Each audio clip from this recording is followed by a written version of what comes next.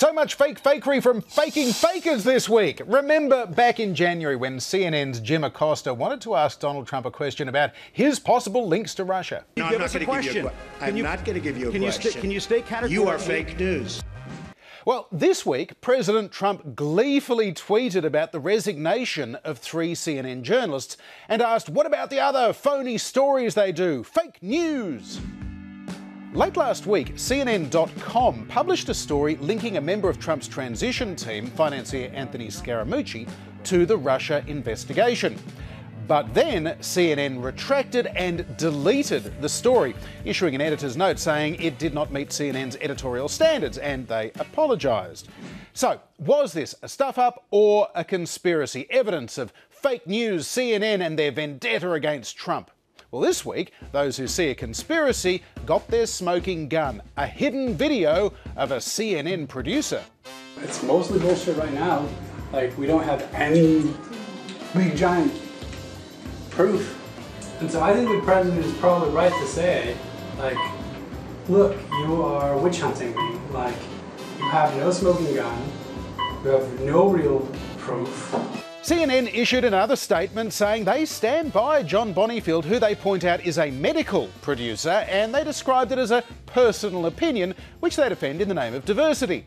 The Bonifield video was the work of Project Veritas, whose founder, conservative activist James O'Keefe, has a record of selectively editing, doctoring and, frankly, misrepresenting things in his video, like this one from 2009, when O'Keefe went into a community organisation, Acorn, which offers finance to low-income earners. Basically, we went in and we just started out with the simplistics. My girlfriend's a prostitute, and then when they said that's okay, I took it to the next level, and I said, well, I know other prostitutes, and I took it to the next level, and they're trafficked in from El Salvador. I just took it. When they kept saying yes, I kept getting more ridiculous and more ridiculous. And this, by the way, is how James O'Keefe and his girlfriend were dressed in the video he released. The O'Keefe video was a cable news sensation. The Acorn worker was sacked, Acorn's reputation was destroyed, and it has since been closed down. But only later did we find out that after O'Keefe and his girlfriend left the Acorn office, that Acorn worker called the police to report them. So O'Keefe eventually had to pay $100,000 in compensation. And it also turned out that O'Keefe wasn't even wearing that pimp outfit in the Acorn office. He edited that into the video afterwards. So it was a bit surprising then this week when White House spokesperson Sarah Huckabee Sanders gave this answer to a question about the president's gleeful tweet and that retracted CNN story. I would encourage everybody in this room and, frankly, everybody across the country to take a look at it. I think if it is accurate, I think it's a disgrace to all of media, to all of journalism. I think that we have gone to a place where if the media can't be trusted to report the news, then that's a dangerous place for America.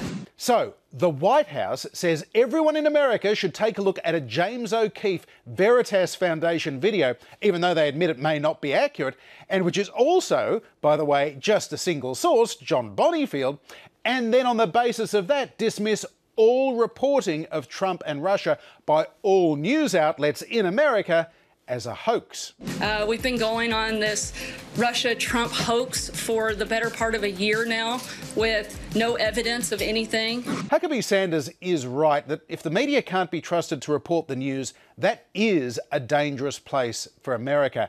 And CNN is guilty of sometimes sloppy and ratings-driven journalism. But when it comes to trust, it's the Trump White House that's doing the most to erode that by calling pretty much every news outlet apart from Fox News and Breitbart fake news and the Russia story a hoax, while in the same breath telling people to watch videos by James O'Keefe, whose methods have seen him criminally convicted and who, by the way, is partially funded by the Trump Foundation.